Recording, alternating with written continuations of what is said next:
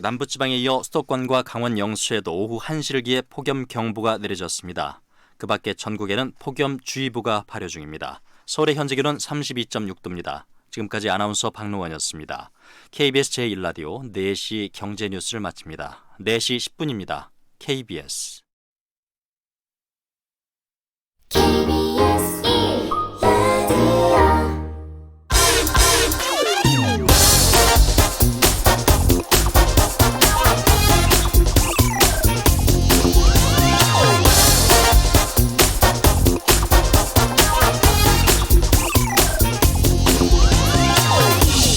일본 정부가 강요회의를 열어서 한국을 화이트리스트에서 제외했습니다.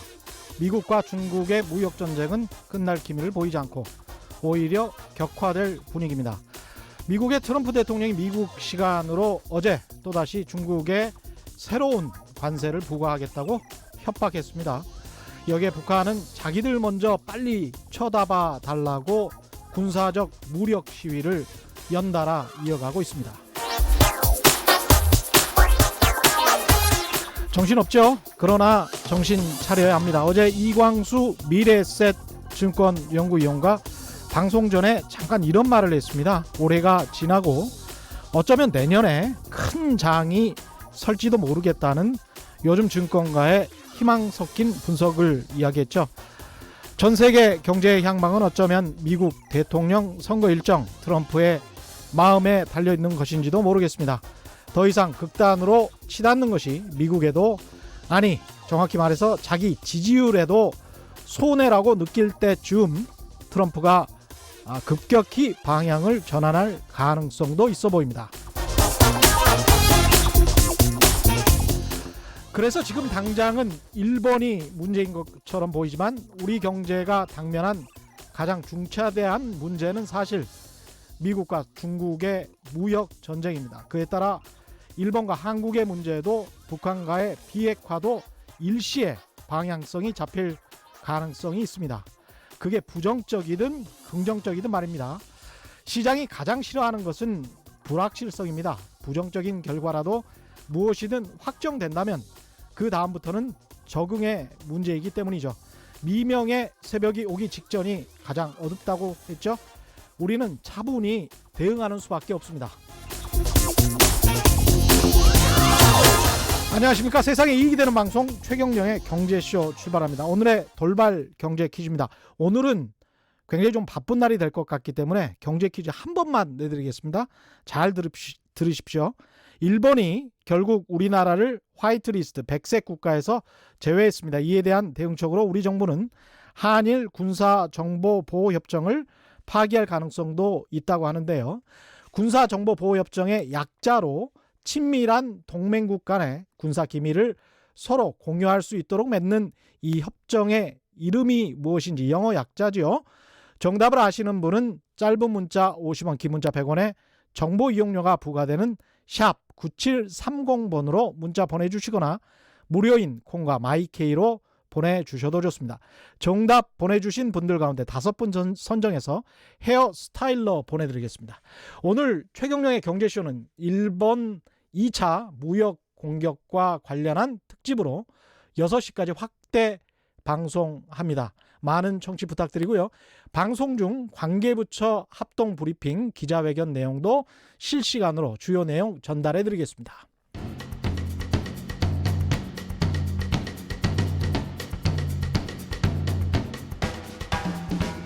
시줄과 날줄을 엮어 경제를 봅니다. 한마디도 버릴 게 없는 알토란 같은 경제 해설. 세계 경제의 99%는 트럼프에 달려있다의 저자 곽수정 박사의 대한민국 경제 대전망. 네, 안녕하십니까. 경제고수만의 탁월한 식견과 통찰력으로 경제 이슈를 분석하는 경제시선 오랜만에 나오셨습니다. 예, 오랜만에 뵙습니다. 예, 박수종 경제학 박사 나오셨습니다. 안녕하세요. 예, 안녕하십니까. 마침 잘 나오신 것 같아요. 그 세계 경제는 트럼프에 달려있다. 99%가 오늘 제 오프닝이랑도 좀 비슷한 내용인 것 같은데 예. 지금 일단 일본 이야기부터 안 할래야 안 할 수가 없습니다. 그쵸. 그러다가 이제 예. 미국 또 전문가시니까 예. 오늘은 어떻게 보면 이제 그 전에 전병서 소장이 중국경제금융연구소 소장이 네네. 나오셔서 예. 중국의 관점에서 이걸 자꾸 바라봤단 말이죠. 네. 그 관점도 굉장히 좀 가치가 있는 것 같고요. 네. 미국의 관점에서 좀 철저히 바라봐 주시면 네. 냉철하게 현상을 이해하는 데 도움이 될 것 같습니다. 네. 일단은 일본이 한국을 화이트리스트에서 제외했습니다. 지금 예. 상황을 어떻게 이해해야 할까요? 20세기의 국제 정서를 놓고 보면 네. 소위 말해서 냉전 체제였지 않습니까? 네. 그럼 냉전 체제에서 소위 이데올로기적 다툼을 할 때 분쟁 지역은 동유럽 지역이었죠. 네, 그렇죠. 그 당시에 분쟁은 주로 이제 전쟁, 하드웨어 전쟁이 많이 벌어졌었습니다. 네. 뭐 부다페스트 소녀 거리 이야기도 나오고 하는 게. 맞습니다. 21세기에 접어들면서 이제 새로운 패러다임이 바뀐다, 뭐 지각 변동이 일어난다, 세계 경제 판이 바뀐다라는 이야기를 할 때 우리가 뉴 노멀 또는 뉴 패러다임 이야기를 했지 않습니까? 네. 그래서 미중 간의 갈등도 그런 관점에서 중국의 부상과 함께 2008년도에 네. 미국의 미국발 금융위기 이러면서 이제 분쟁 지역이 아시아 지역으로 옮겨오는 상황이겠죠. 네. 그렇게 본다 그러면 21세기의 세계의 어떤 분쟁, 패러다임의 변화는 분쟁을 가져올 건데 그 분쟁은 아마 아시아 축이 될 것이다. 그럼 네. 그 아시아 축에서도 어딘가 분쟁 지역이 가장 가능성이 있는 곳이 어딘가? 인도와 파키스탄, 인도와 중국 아니면 한반도 내에 북한과 한국. 근데 지금 벌어지고 있는 상황을 보면 한일 간의 문제는 결국 한반도를 둘러싼 북핵 문제와 그다음에 미중 갈등 속의 한반도와 한일 갈등 속의 한반도. 그렇죠. 한국이 바로 그 소프트웨어 경쟁의 전쟁에 소용돌이에 지금 들어가 있다. 차선 속의 태풍이다 이렇게 보여지는 것 같습니다. 과거에는 하드웨어 전쟁이었고 그리고 예. 냉전 시대였는데 지금은 소프트웨어 전쟁이라는 말씀이시죠? 경제 분야라서. 경제 예. 분야라서 예. 이번 조치로 우리가 입을 피해도 만만치 않을 것 같고 또 네. 역으로 또 일본이 입을 피해도 만만치 않을 것 같은데 예. 그냥 이렇게 가는 걸까요? 가지 않겠습니까? 예. 이제 이 분야에 있어서 이제 정치, 외교, 경제 분야 세 분야로 나눠서 각각 살펴야 되고 또 요거를 어떻게 밸류 체인으로 엮여져 있는가를 정치 경제 또 외교 경제 이런 면에서 이제 또 한번 살펴봐야 되기 때문에 간단한 문제는 아닌 것 같습니다. 근데 많이들 뭐 짐작하고 계시지만 미국의 볼턴이 와서 중재하는 듯한 제스처를 취했다. 언론에서 여러 가지 이야기들이 나오고 예. 방금 조금 전에 보도를 통해서 미 국무부 쪽에서도 어떤 적극적인 개입을 하지 않으려고 하는 모습들을 보면 예. 결국 이번 문제에 있어서 한일 간의 분쟁 사태는 한일 간이 풀어야 되지만 그 뒷배경에는 보이지 않는 손에 의해서 움직여지는 그 무엇인가 있다. 그게 조금 전에 말씀하셨던 보이지 않는 손. 그렇죠. 예. 보이지 않는 손에 의한 그림자 외교, 그림자 정책이 있는 것 같다. 그게 트럼프 정부에서 움직여지는 내용이지 않겠는가. 이제 그렇게 추측할 수 있는 내용도 충분히 있을 것 같습니다. 예. 그러면 결국 그 뒷배경에 네. 지금 아베 정부가 하는 이 뒷배경에 트럼프 행정부가 있다면 네. 그러면 트럼프 행정부는 자기들이 있다라는 사실 우방인 네. 지금 뭐 표면적으로는 한미일이 다 우방이니까요. 그렇죠. 나타낼 수는 없을 것이고 그러면 개입할 가능성도 굉장히 좀 적어지겠습니다. 그렇죠. 이제 우리 정부가 조금 전에 퀴즈로 나간 그 분야가 예. 사실은 우리 정부가 가지고 있는 조금 제가 앞서가는 부분이 있는데 우리 예. 정부가 그 카드를 들고 지금 뺄까 말까 고민하고 있는데 그렇죠. 미국 정부 입장에서는 저 한국이 저 카드를 드러내는 게 자신들을 통해서 일본을 좀 중재해 달라라고 하는 카드인 것 같은데 이미 수가 읽혀버렸지 않습니까? 예.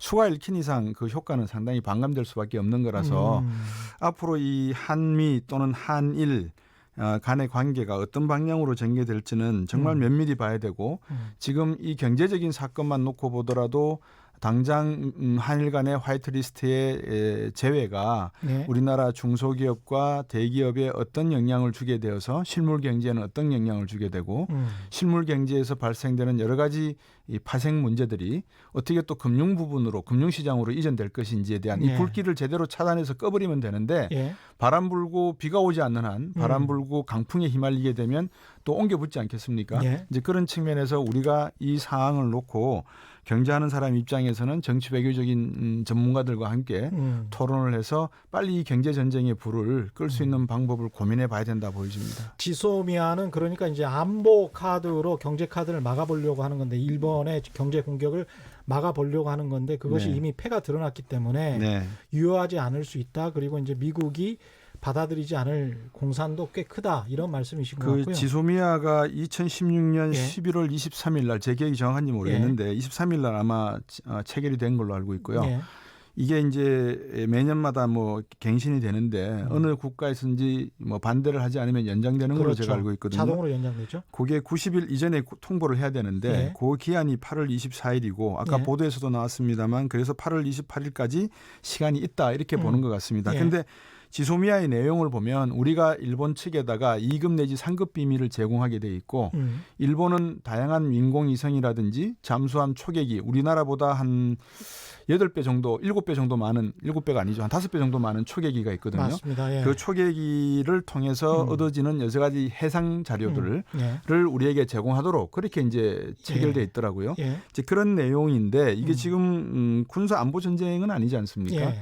그래서 한미일 군사 안보 동맹이 있고 그러면 경제 측면에서는 군사 안보 동맹 외에 뭐가 있느냐 예. 이걸 한번 들여다봐야 되거든요. 예. 그러면 한미일 관계에는 1960년대 우리가 경제 개발할 때부터 분업 체계화되고 있는 다시 말하면 그 가치 사슬, 밸류 체인이라고 하는 이런 분업 체계 속에서 미국과 일본과 한국의 산업이 나눠져 있다라고 보여지거든요. 그렇죠. 미국이 컴퓨터 산업을 발전을 시키면 일본이 거기에 필요한 여러 가지 첨단 부품 소재를 가지고 있고 예. 한국은 그 첨단 소재를 바탕으로 해서 반도체를 생산을 해서 이거를 미국의 어떤 산업에 전달해 주는 그런 어떤 분업 체계를 경제적인 측면에서는 가져왔거든요. 그렇죠. 그 군사 안보적인 측면에서는 북한이라고 하는 우리의 주적이 있으니까 이 주적을 대항해서 어떻게 한국과 미국이 군사 합동 훈련도 하고 미군이 한국에 주둔하면서 어떻게 북한의 그런 야욕을 막느냐 이제 이런 관계가 아까 말씀드렸던 20세기 한국 예.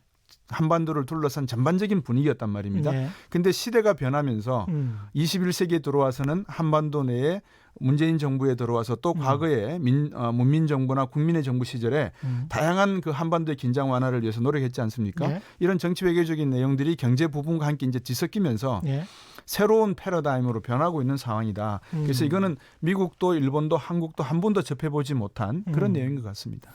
지금 4시부터 정부 서울청사에서 관계부처 합동 브리핑 기자회견을 하고 있는데요. 관련된 소식들이 계속 나오고 있습니다. 소재 부품 산업에 있어서 국산화 중장기 대책을 추진하겠다는 내용, 홍남기 경제부총리가 계속 이야기를 하고 있는데요. 피해 기업에 대한 관세 유예 등 세금 혜택 추진, 주로 한국 스스로 다잡을 내용들, 중장기적 내용들이 많이 나오고 있고요. 네. 근데 이 부분에 대해서는 한번 청취자분들과 고민해 보고 싶은 사항이 있습니다. 네. 뭐냐면 이 첨단 부품 소재, 뭐 우리가 앞에 지금 첨단은 빠지고 자막으로 나오고 있는 상황이거든요. 소재 부품 산업이라고 했단 그렇죠. 말입니다. 근데 반도체 산업이나 정보통신 관련 또는 AI나 디지털 산업에 필요한 부품 소재는 첨단 정밀이 들어가는 거지 않습니까? 예. 자, 그러면 질문이 2010년대만 하더라도 일본에 대한 수출 의존도가 한 10%, 11%가 됐는데 예. 지난번 최백운 교수가 방송할 때 말씀하신 것처럼 최근에는 5%로 떨어졌단 말입니다. 예. 근데 5%는 우리가 가져가야 될 최소한의 한계적인 부품 소재의 부분이죠. 예. 그러면 이 5%가 무엇을 의미하고 있는가? 그리고 정말 우리가 정부가 저렇게 말씀하시는 것처럼 부품 소재 산업이 그냥 하루아침에 만들어지는 그런 건가? 근데 최태민 그렇지는 않습니다. 예. 그 SK 회장이 예. 말씀했지 않습니까? 예. 불소 이게 뭐 하루아침에 만들어지는 불화수소. 예. 그래서 이제 그런 내용에서 놓고 보면 지금 정부가 말씀하신 저 내용은 국민의 어떤 심리적인 대응 방안에 대해서는 중장기 대책으로 추진하겠다는 건 상당히 교과서적이고 예. 합리적인 것이지만 예. 저게 효율적이고 타이밍상으로 맞는가? 그리고 피해를 입을 수 있는 중소기업에게 세제 혜택을 주고 관세 정책을 하겠다라고 하는 것이 과연 합리적이고 효율적인 정책인가에 대해서는 고민해 봐야 되죠. 그렇다고 저거 하지 말자는 이야기는 아닙니다. 그렇죠. 해야 되겠지만 더 근본적인 문제를 정부가 고민하고 있는 일단이 예. 보여지지 않고 있다는 점에서는 조금은 아쉽다는 측면입니다. 기업들 측면에서는 그 오늘 정부 측면에서 이게 이런 네. 측면도 있는 것 같습니다. 그러니까 일본 같은 경우에 계속 지금 그 강경화 장관에게도 이야기를 했지만 고노 회상이 우리는 당신들에게 보복을 하는 게 아니다. 네. 당신들의 국가 안보와 관련된 관리가 좀 믿을 수 없기 때문에 우리가 그 수출을 통제할 수밖에 없다. 일일이 네. 건별로 예. 이런 이야기란 말이죠. 그래서 어떻게든 이제 WTO 제소랄지 나중에 명분 쌓기 용이라고 보여지는데 네. 그런 측면에서 보자면 오늘 이석현 의원이 이런 이야기를 했어요. 본인 트윗에 네. 일본의 2차 보복에 당당하게 맞대응 카드로 예. 당신들의 후쿠시마 방사능 일본 정부 발표도 신뢰하지 못하니까 예. 지금 일본이 이제 어깃장 놓고 이제 어거지를 쓰고 있는 거 아닙니까? 네. 그래서 후쿠시마 방사능 같은 경우는 중요한 뭐 소재가 될 수 있다 이렇게 이제 생각하시는 것 같고 예. 그래서 그것 때문에 예. 우리 외교부는 도쿄 포함해서 예. 여행 자제 지역을 좀 선평하면 안 될까? 첫 번째, 예. 두 번째 일본 식품료에 대한 검역을 강화한달지, 예. 공산품에 대한 안전 검사를 강화한달지, 예. 뭐 이런 식으로 한번 해보자. 예. 그러니까 이제 일본이 얄밉게 저렇게 구는데 우리도 거기에 관한 구체적으로 보복을 할 수 있는 네. 맞대응을 할 수 있는 뭔가 조치가 있어야 되지 않겠느냐 뭐 예. 이런 생각이신 것 같아요. 어떻게 생각하십니까? 싸움은 말리고 흥정은 붙이라 그랬으니까 예. 일단 저는 좀 싸움을 말리는 방향으로 예. 한번 말씀을 드릴까 합니다. 예. 후쿠시마 방사능에 대해서 이제 이석현 의원께서 그렇게 말씀하셨다는 것은 일단에 답답한 마음을 토로하셨겠죠. 예. 저는 그렇게 보여지고요. 그래서 뭐 도쿄 올림픽 보이콧 이야기를 뭐 언론에서 크게 보도도 하고 그러는데 예. 자, 한번 생각해 보시죠. 그럼 여행지에 대한 제한을 하겠다. 그럼 지금까지는 왜 제한 안 했습니까? 예를 들어서 우리가 먼저 선빵 날릴 수도 있었잖아요. 이 일이 더 예. 터지기 전에 예. 합리적으로 말입니다. 그다음에 식품 강화 보통 우리가 저 방사능 물질 이야기할 때 예. 기준이 없습니다. 예를 들면 0.05 뭐 ppm이 통과가 되는데 방사능 물질이라는 게 지금까지 인체를 대상으로 해서 실험해 본 적이라고 하는 것은 히로시마 나가사키밖에 없는데 방사능 물질이 퍼져가지고 지금 체르노빌과 쓰리마일에서 나오는 네. 그 방사능 경우밖에 없는데 지금 어느 정도가 기준치라고 하는 실험은 해본 적이 없지 않습니까? 이제 그런 측면에서 놓고 보면 제가 딴 말씀 드리는 게 아니라 국회에서 나름대로 어떤 비중이 있는 중진 의원께서 한일 간의 이런 분쟁이 왜 발생하고 있는지에 대해서 그 외교적인 생각을 해보신다면 그러면 미국이 뒤에 있다라고 가정을 한다면 만약에 예. 그러면 우리도 뒤에 누군가는 있어야 되지 않겠습니까? 그러면 그 뒤에 있는 백이 중국이 되든 아니면 미국이 그렇게 애타게 찾고 있는 뭐 인도가 되든 베트남이 되든 나름대로의 아세안에서의 어떤 그 공동 대응 방안이 외교적으로 가시화가 돼야 되거든요. 예. 이제 그렇게 되려고 그러면 과거에 한국이 얼마나 아세안에 예. 정성을 쏟아왔느냐 또 우리가 얼마나 중국에게 대해서 그동안에 모르게 이런 사태를 대비해서 미리 위기 대응 능력을 리스크 매니지먼트를 해왔느냐 이게 이제 외교적으로 하나의 카드가 나와야 되거든요. 그렇죠. 근데 전혀 그런 내용들이 보이지 않고 있지 않습니까? 그러니까 우리의 외교라든지 어떤 정책, 경제 이런 부분들은 일이 발생했을 때 꼭 그때 마치 발등에 불이 떨어져야지만 난리가 난 듯 이렇게 표현을 하니까 발생이 되니까 좀 안타까운 측면이 있다는 말씀입니다. 이런 방법은 어떨까요? 이제 지소미아 폐기와 관련해서 네. 미국에게 어떻게 보면 좀 움직여 달라라고 넣지. 네. 눈치를 주는 거 아니겠습니까? 네. 예. 그러면서 한국의 어떤 지정학적 위치가 그래도 동북아에서 가장 중요한 위치이기 때문에 네. 미국에게 넛지를 주면서 네. 그러면서 우리가 잘못하면 중국이랑도 중화권 경제와도 지금 거의 30% 정도가 수출입이 되고 있는데 네. 중국에 더 가까이 갈 수 있는 가능성이 높다라는 시그널을 보낸다면 미국이 어떻게 반응할까요? 아까 저 한 예. 말씀 사실 인트로에서 주셨어요. 예. 그 이제 넛지라고 하는 게 화장실에 이렇게 보면은 파리 한 마리 그려놓고 저 소변이 밖으로 안 새게 하게끔 그렇게 하나의 포인트를 주는 걸 넛지라 그러지 않습니까? 그러면 지금까지 우리가 미국과의 어떤 관계를 해왔느냐를 가만히 놓고 보면 하나 확실한 것은 미국은 결국 한반도를 포기할래야 할 수가 없다는 것은 확실합니다. 그렇죠. 왜 그런 의미에서 네. 나오냐? 미국의 태평양 지역을 방어하기 위해서는 결국 한반도가 제1선이기 때문에 우리를 결국 배제시킬 수가 없다. 그러면 우리가 이렇게 생각할 수 있겠죠.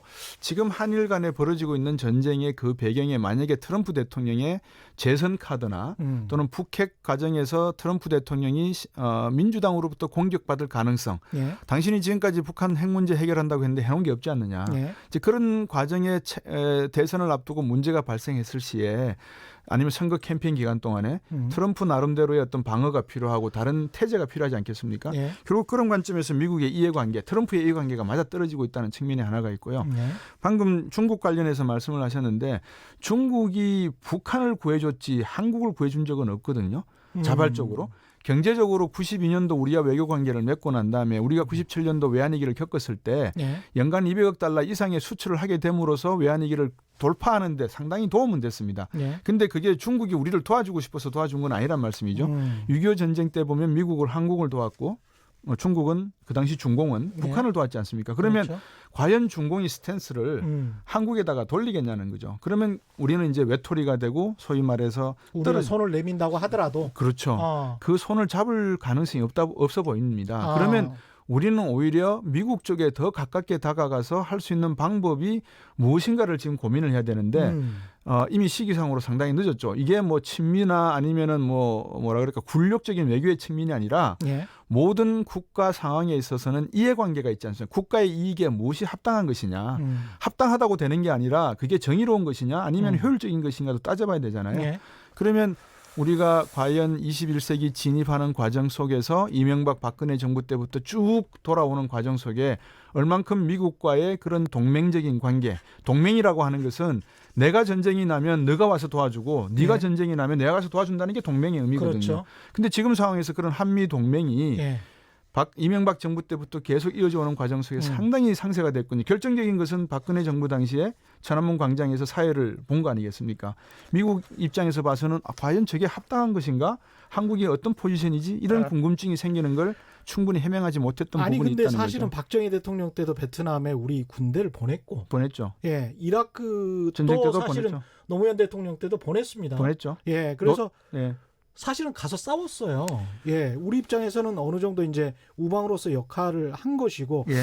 정의롭다, 이제 합당하다, 합리적이다 이 이성적으로 생각을 한다고 하더라도 지금 이제 미국이 중국을 대하는 태도에서의 자유무역의 가치는 본인들이 주장을 했던 것이고, 예. 그다음에 일본도 마찬가지로 자유무역의 가치를 지금 저버리고 먼저 강제징용과 관련돼서 이렇게 보복을 하는 게 보복이 아니고 공격을 하는 게 아니라고 하지만 네.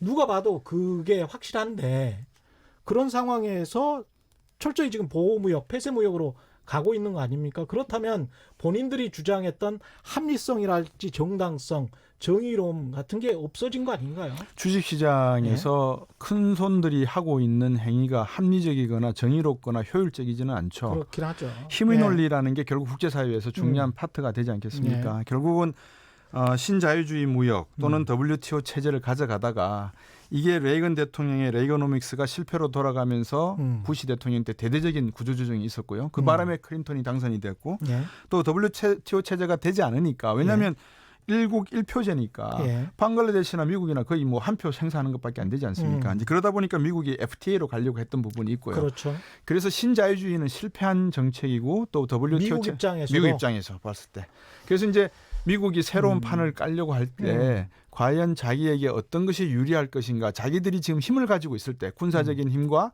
기축통화라고 하는 금융의 힘을 가지고 있을 때 그렇죠. 어떻게 새로운 21세기의 판을 깔아야 될지를 미국은 한 20, 30년 전에 고민해 왔지 않겠습니까? 그렇죠. 이제 그 과정 속에서 일본이 어떤 역할을 해야 될지도 일본은 충분히 미국의 의중을 파악했을 거라고 보여지는 거죠. 이제 그런 과정에서 우리가 놓쳤던 부분이 무엇인가 이거를 들여다봐야 되는데 제가 보통 이렇게 자료 잘 안 찾습니다. 교만하게 방송 나올 때 그냥 툭 와가지고 아시지 않습니까? 예. 근데 1965년 6월 23일 날 예. 박정희 대통령이 예. 한일 협정이 맺어진 당시에 담화문 발표한 내용을 한번 제가 들여다봤어요. 이 양반이 그 당시에 어떤 생각을 하고 이 담화문을 발표했는가 보니까 내용에 이런 게 있더라고요. 지난 수십 년간 아니 수백 년간 우리는 일본과 깊은 원한 속에 살아왔습니다. 그들은 우리의 독립을 말살하였고 그들은 우리 부모 형제를 살상했고 우리 재산을 착취했습니다. 과거만 따진다면 그들에 대한 우리의 사무친 감정은 어느 보나 불구대천이라 밖에 할 수 없습니다. 예. 그렇지만 국제사회는 변하는 것이고 힘의 논리가 중요하기 때문에 일단 우리가 잘 살아보자. 못 살겠다 가라보자 해서 새로운 나라를 만들었지 않습니까? 예. 그러면 우리가 후손들에게 더 이상 독일 광부나 간호사와 같은 그런 비극적인 내용의 경제 활동을 해서는 안 되니까 예. 이제 우리 한번 잘 살아봅시다 했던 시절이 있었단 말입니다. 예. 근데 이런 감정선이 지금 21세기에 들어와서 시대가 변한 상황에서 얼마만큼 유효한가 이게 힘의 논리라고 하는 정말 추상적인 개념으로 청취자분들이나 아니면 국민들에게 자 일본은 우리에게 끝까지 적대적으로 가야 될 세력들이니까 끝까지 예. 쟤들은 버르장머리를 한번 고쳐주겠다 했다. 그래서 예. 97년도 외환위기가 왔잖아요. 예. 그럼 우리가 얼마나 상실을 했습니까? 그래서 감정 대 감정으로 부딪히는 게 과연 정의로운 거냐 아니면 효율적인 거냐 합리적인 거냐 그게 아니라 정말 박정희 대통령이 이 담화문에서 나왔던 것처럼 공동의 관계는 호혜 평등이다 상호 협력 관계다 정말 속은 쓰리지만 겉으로 이렇게 표현하면서 국가의 이익을 챙취하는 게 그게 합리적인가 이거는 한번 국민들께서도 청취자분께서도 근데 고민해봐야 될 것 사실은 같습니다. 우리가 그렇게 하려고 했죠. 예. 그리고 대법원의 판결이 있었고 예. 강제징용공에 관한 대법원의 판결을 한국의 행정부가 뭐라고 할 수는 없는 거 아닙니까? 근데 이제 그 대법원의 판결이 지난해 나온 다음에 네. 한참 있다가 그것도 또 묘한 게 삼성도 이제 삼성에 계셨으니까요. 네. 삼성과 한국 정부가 시스템 반도체에 관해서 앞으로 130조 정도 투자를 하겠다라는 네. 발표가 있고 난 다음에 몇 달 후에 지금 이런 일이 벌어지고 있거든요. 물론 네. 이제 일본 정부가 어떤 계획을 세우고 어떤 게 모멘텀이 됐는지 네. 그 사람들을 도저히 한국이 안 되겠다. 한국을 지금 순간에 밟지 않으면 한국이 우리보다 더 추월할 가능성이 있다. 그런 생각을 언제 했는지는 모르겠습니다만은 꼭 정치적인 이유 때문만은 아니라는 것이죠. 그리고 정치적인 이유에 있어서는 우리는 여전히 어떤 타당성이랄까요? 합리성이랄까요? 정당성을 가지고 있는 거 아닙니까? 그냥 경제적인 측면으로만 한번 생각을 해보신다면 어떨까요?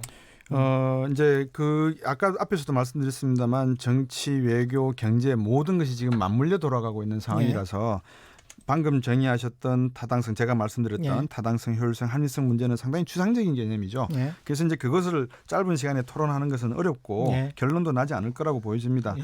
이게 누구 탓이냐, 네 탓이냐, 내 탓이냐 이 탓도 그렇죠. 중요한데 예. 예. 물론 그 탓을 가리면 엄격히 말하면 만약에 하느님이 계신다면, 신이 계신다면 이거는 일본이 그동안의 인류 역사상에 저질렀던 그 수많은 잘못들, 아우슈비츠 가스실에서 죽였던 그 많은 나치들의 전범들에 대한 징벌이 있었던 독일과는 달리 일본은 그냥 스무하게 넘어갔단 말입니다. 예. 왜 그러냐 그러면 6.25 전쟁이 나면서 우리 한반도 내에서 미군이 한반도를 지켜야 되겠다는 전략적인 목적에서 그 과정에 군수를 지원할 수밖에 없었던 일본이 있었기 때문에 메가더 사령부에서 가졌던 재벌 해체 플랜이나 이런 모든 것이 다 물거품이 돼버렸단 말입니다. 그러는 과정 속에서 일본이 다시 군국화하려고 하는 것이 일본의 국가 이해관계라거든요. 예. 지금 아베 정부가 하는 것은 뻔하죠. 그러면 일본 정부가 하고 있는 이런 것을 놓고 봤을 때 우리의 국가의 핵심 이익은 무엇이냐? 대한민국의 국가 핵심 이익은 도대체 무엇이냐? 첫째는 잘 사는 거 아니겠습니까?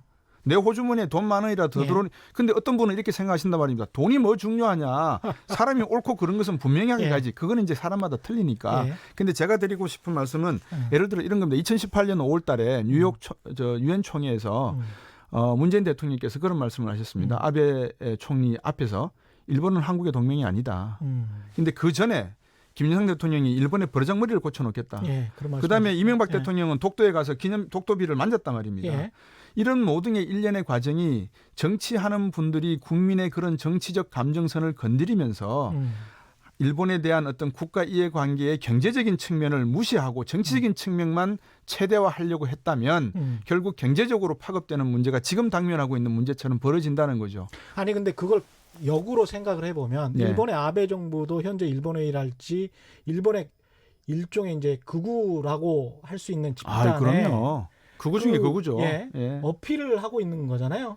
어필을 하고 있는 것이라고 그렇죠. 하는 게 아니라 예. 일본 아베와 일본 국민이 동일체. 가지고 있는 가지고 예. 있는 그 야망, 예. 대동아 공영권을 실현하지 못한 것에 대한 영속적인 내용들을 아마 실현하고 싶어서 헌법 예. 개헌을 하고 싶은데 141석밖에 못 얻었고 168석을 채워야 되는데 그런 모든 과정에서 벌어지고 있는 것을 해석하는 사람들마다 각각 다른 거죠. 지금 아베가 자기의 인기보다 떨어지니까 뭐 인기도를 올리기 위해서 극우를 자극하고 있다. 이렇게 해석을 하실 수는 있는데 궁극적인 것은 일본의 국가의 핵심 이익에 과연 아베가 움직이고 있는 게 분명하다. 그러면 그 국가 핵심 이익이 무엇인가?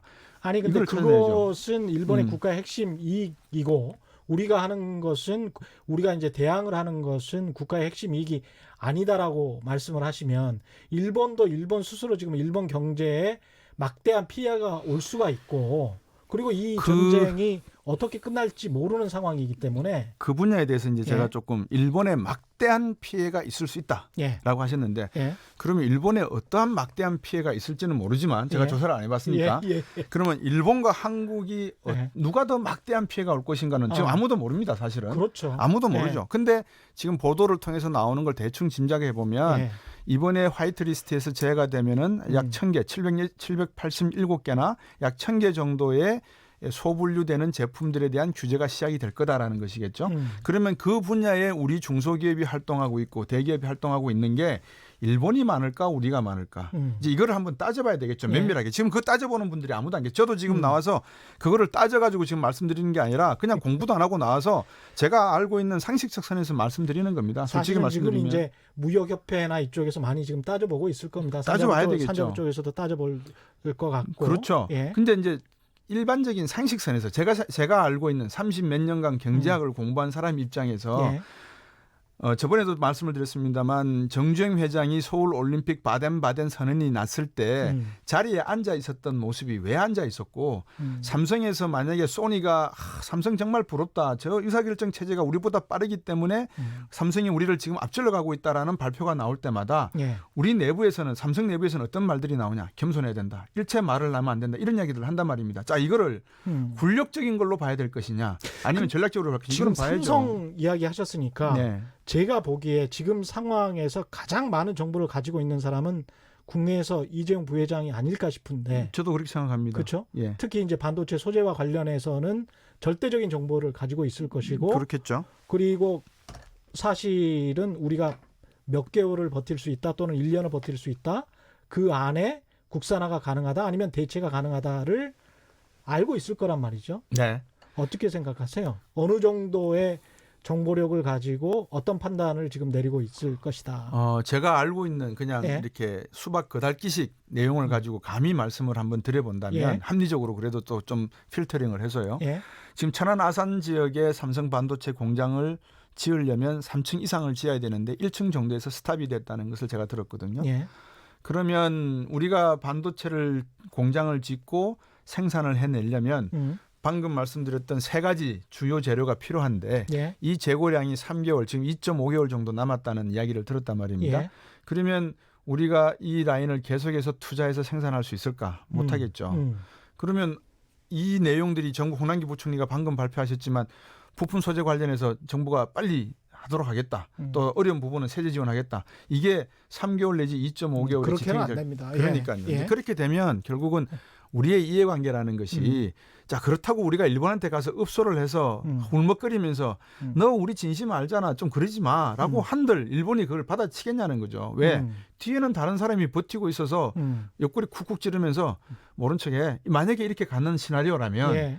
정말 우리는 대책이 없는 거죠. 그래서 그런 실물 경제의 악조건이 향후 금융 경제로 넘어간다. 여기서 금융 경제라고 하는 것은 우리가 늘 경제 방송에서 할 때 가계부채 문제죠. 예. 왜냐하면 수출이 안 되고 소득 떨어지면 구조조정할 것이고 구조조정하면은 주택담보대출 부분에 금리가 낮다 한들 못 갚으면 결국은 금융시장으로 가는 거 아닙니까? 그렇습니다. 이제 그런 게 기후가 될지는 모르겠지만 정부의 입장으로서는 늘 리스크 매니지먼트 위기 관리가 중요한 내용이니까 예. 그 내용을 살펴보고 대응 관련된 내용이 나와야 된다는 거죠. 홍남기 예. 부총리가 지금 말씀하신 것은 기업들 내용이지 예. 가계 내용은 안 나왔단 말입니다. 그렇죠. 예, 그 내용이 전반적으로 보시라는 내용이죠. 근데 이제 은행 같은 연체율은 뭐 한 0.4%로 우리가 굉장히 좀 낮은 수준이니까 네. 그런 측면에서 이제 가계부채는 금융위원회 쪽에서 좀 관리를 하고 있는 것 같고요. 네. 일단 그러면 좀 그 시간이 한 10분 정도 남아 있으니까 예. 2시에 앞서서 이제 4시에 관계부처 합동 브리핑 기자회견을 했습니다마는 네. 여러 가지 그 중장기 대책도 나오고 부품 소재와 관련해서 단기 대책, 관세와 관련된 세금과 관련된 대책이 나왔는데 자세한 또 그 대책이나 내용은 이야기를 못 하겠다. 이런 이야기도 했어요. 그러니까 이제 어느 정도 외교적인 카드로 남겨 놓겠다라는 뉘앙스인 건지 아니면 일본에 이제 패를 보이지 않겠다라는 건지 뭐 이런 그게 아니라 예. 정부로서는 약속한다는 게 상당히 위험성이 있습니다. 대내적으로. 예. 왜냐하면 뭐 비슷한 예는 아닙니다만 개성공단이 폐쇄될 때 개성공단에 진출했던 업체들에 대해서 정부가 보상이나 뭐 어느 정도 내용을 지원을 했지 않습니까? 예. 만약에 정부가 지금 말씀하신 내용의 바탕에 다른 지원 대책을 가지고 있다라는 내용이 포함되어 있고 그것이 무엇인지는 지금 말하지 않겠다 그랬다면 예. 그거는 약속을 하는 거기 때문에 상당히 정부로서는 추경도 지금 제대로 안 되는 상황에서 재원 조달이 어려워지는 거겠죠. 예. 그게 아니라 정말 그 지소미아부터 시작해서 다른 대응 방안을 준비하고 있다면 제가 제 머릿속에서 나오는 거는 딱히 없을 것 같아요. 한미일 정상회담을 한다든지 아니면 일본 아베 총리의 의중을 정확히 알아서 우리가 좀 더 대응하는 강도를 줄여나가면서 민간 기업이나 아니면 국회의원들을 통한 외교를 통해서 문제점을 완화시키거나 아니면 차라리 기간을 좀 길게 늘어뜨리는 방향으로 가는 것이 대응책이 아니겠는가 그렇게 생각이 되겠지만 지금 현재로서는 딱히 뾰족한 수는 안 보입니다. 묘수는. 관계부처 합동 브리핑 회의의 핵심은 KBS 뉴스에서는 이렇게 뽑았네요. 홍당기 부총리, 우리도 일본을 백색 국가에서 제외하겠다. 그냥 강대강으로 나가는 것 같습니다. 2시에 국무회의 앞서서 문재인 대통령 대국민 발언을 했단 말입니다. 네. 거기에서 이제 깊은 유감을 표명했고요. 예. 우리는 막다른 길로 가지 말 것을 일본에게 경고했고 일본 정부는 끝내 받아들이지 않았다. 네. 그리고 두 번째는 현재 상황을 더 이상 악화시키지 않으면서 협상할 시간을 가질 것을 촉구하는 미국 제안에도 응하지 않았다. 그래서 앞으로 벌어질 사태의 책임도 전적으로 일본 정부에 있다는 점을 경고한다. 이런 내용이고요. 그다음에 이제 우리가 일본의 조치로 인해서 경제가 엄중한 상황에서 어려움이 더해졌지만 우리는 일본에게 지지 않을 것이다. 그리고 이것을 정부, 기업, 대기업, 중소기업, 노사, 국민들이 함께 힘을 모은다면 충분히 이겨낼 수 있을 것이다. 국민들께 호소드리는 그런 내용이었습니다. 문재인 대통령의 발언, 국무회의 발언이었고요. 그런데 이 말씀을 하시다가 이런 이야기를 또 했네요. 우리 정부는 지금도 대응과 맞대응의 악순환을 원치 않습니다. 멈출 수 있는 길은 오직 하나. 일본 정부가 일방적이고 부당한 조치를 하루속히 철회하고 대화의 길로 나오는 것입니다. 하고 이제 여지를 뒀어요. 근데 이전에 한 일주일도 안 됐죠. 한 3, 4일 전에 아베 정부에서도 강제징용에 관한 해결책을 뭘 좀 가져오면 대화를 할 수 있는 것 아니냐. 이렇게 이제 나왔단 말이죠. 네. 그러니까 우리 정부는 당신들이 조치를 철회하고 대화의 길로 나서라라고 하는 것이고 그래서 마치 지금 싸움이 미국과 북한의 핑퐁 게임 같은 그런 양상 같기도 하고 그 경기 스포츠 경기를 말씀하셨으니까 핑퐁 게임을 하는데 심판이 아주 편파적인 심판이에요. 근데 그 심판은 이제 미국이고 경기는 이제 한일이 하는 거죠. 근데 이제 말씀하신 내용을 제가 쭉 들어보니까 대통령께서 우리 경제가 일본 경제의 이런 도전을 이겨낼 수 있다라는 자신감을 말씀하셨습니다. 이겨낼 수 있죠. 아니 북한도 지금 뭐 자력경쟁하면서 잘 먹고 잘 사는데 충분히 이겨낼 수는 있죠. 잘 먹고 잘 산다라고는 말하기가 힘들고요. 그렇죠. 근데 이제 바로 그 점이죠. 그래서 이제 이게 강대강으로 막다른 길로 지금 가는 과정 속에 나라 국가 경제와 안보를 최종적으로 책임지고 계시는 우리 대통령께서 어떤 그 리더십을 발휘해야 되는지에 대한 문제, 이 문제를 과연 대통령께서 말씀을 하셔야 되는지 아니면 청와대 참모들 중에서 이런 말씀을 대통령님께 좀 전달해서 대통령의 말씀을 좀 줄이고 될 수 있으면 외교적인 어떤 프로토콜을 통해서 진위를 파악을 하고 이게 정말 일본이 물러서지 않는 심판이 완전히 일방적인 판정을 할 수밖에 없는 상황이라서 자칫 잘못거리면 이게 터지는 거니까 조금 자제할 필요가 있다. 이런 내용에 좀 자문이 들어갔으면 좋겠는데 예를 들면 이런 겁니다. 자, 우리도 강하게 대응하겠다. 뭐 우리도 뭐 화이트리스트 만들어서 하겠다. 일본에 가서 삼성 스마트폰이나 갤럭시 폰이나 LG 폰 구경해 보신 적 있으십니까? 한국 현대기아차 보신 적 있으십니까? 어디 가세요? 일본에 가서. 일본 가서는 쉽지 않죠. 쉽지 않죠. 그러면 우리가 일본에게 경고할 수 있는 건 이런 거죠. 나중에 반도체 가격이 엄청 뛸 거거든. 지금 당신들이 우리 반도체 생산에 엄청난 타격을 주니까 뭐 구체적으로 반도체는 못하겠지만 정보통신 관련한 주요 장비에 대해서 당신들이 그렇게 규제를 하면 나중에 여기에 우리의 독과점이나 엄청난 반사이익을 추구할 가능성이 있는데 그때 될 경우에 아세안 국가들이나 중국이나 많은 국가들이 가격 상승을 위해서 전 세계에 인플레이션이 발생할 수 있고 버블이 발생할 수도 있는데 과연 미국 트럼프 대통령이 이거 대선 때 도움이 될까? 아베 당신이 지금 트럼프 대통령 제대로 대변하고 있는 거요. 오히려 당신 내가 볼 때는 트럼프 대통령한테 가서 이건 너무 지나치게 가다가는 전 세계의 어떤 인플레이션이나 버블이 끼일 수가 있으니 경제적인 순환 밸류 체인 속에서 한국의 이런 대응을 조금 완화해 가는 것도 방법이 아니겠습니까라고 예. 이야기하라고 하는 것이 오히려 더 나을 생각인 것 같거든요. 대통령은 최후의 담판의 순간까지는 기다렸으면 저는 그렇게 봅니다. 예, 대통령께서 그런 말씀하신 말씀이신 것 거보다. 같고요. 예. 이 이석배님은 그런 말씀하셨네요. 거로운 싸움을 피할 필요는 없죠. 지금 맞받아서 싸우지 않으면 영원한 호구가 되니까 지금 상당히 좀 감정이 격앙된 청취자분들, 시청자분들 많으신 것 같습니다. 뭐 충분히 이해가 되고요. 예. 다른 제가 기사를 봐도 음. 댓글을 다시는 분들은 상당히 그 국가에 대한 어떤 그 뭐라 그럴까요? 애국 애족이라 그러나요? 그렇죠. 과거용어로 예. 분들이 많으시는 것 같아요. 근데 예. 침묵하지 않는 다수가 오를 예. 때가 또 있습니다. 근데 침묵하는 말하지 않는 다수의 예. 그 정의성, 정당성에 대해서도 한번 고민을 하시면 좋겠습니다. 당장의 대책에 관해서 이제 궁금해 하시는 분들도 꽤 많은 것 같은데요. 이제 선다리님, 잠깐만요.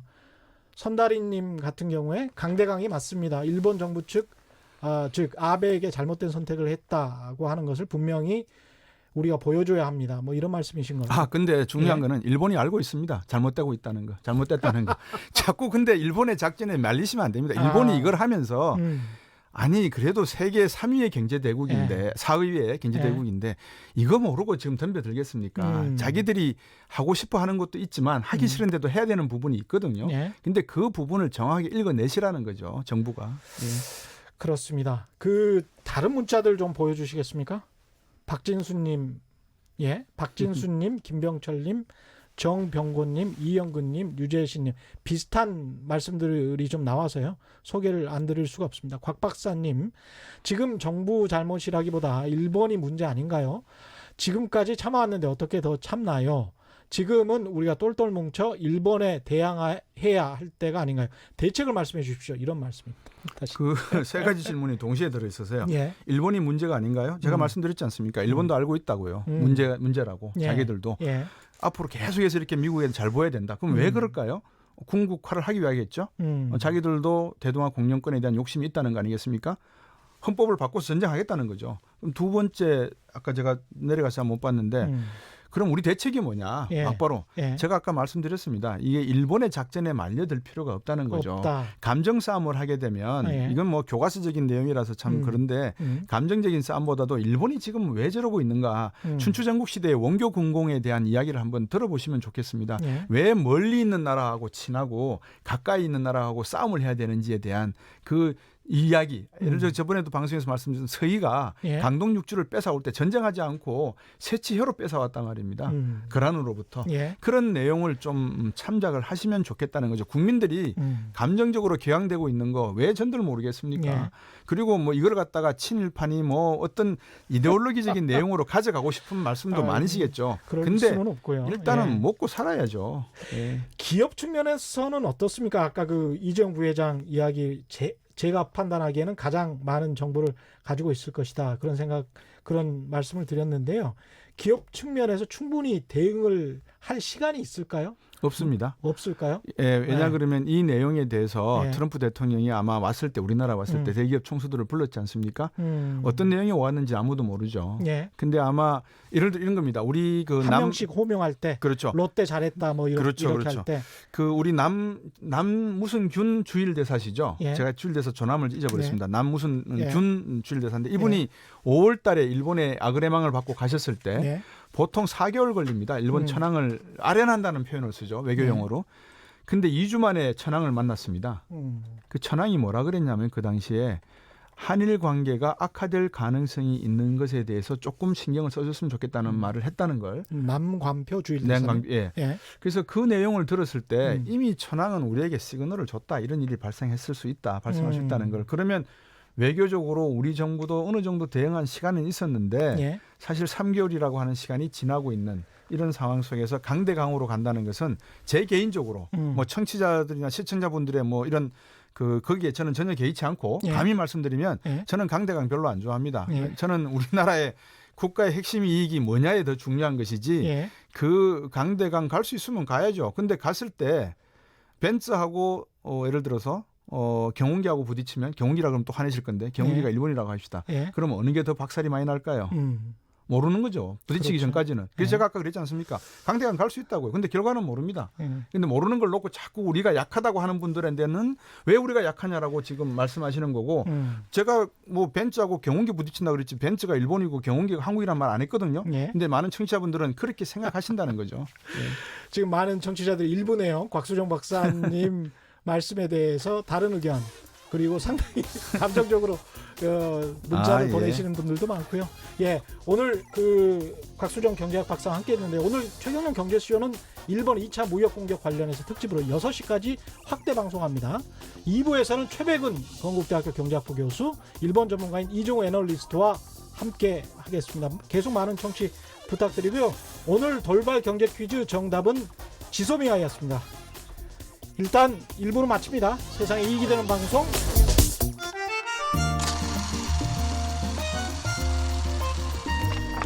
백은하의 영화관, 정여울의 도서관.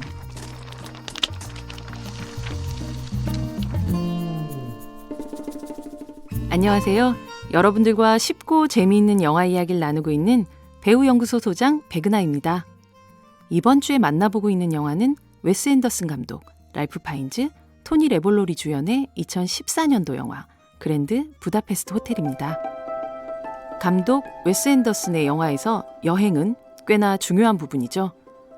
문라이즈 킹덤의 소년은 둘만의 달빛의 왕국, 즉 문라이즈 킹덤을 건설하기 위해 여행을 떠나고 다즐링 주식회사의 세 형제는 엄마를 찾으러 간 인도 여행을 통해 서로에 대한 믿음과 애정을 복원해 나가죠.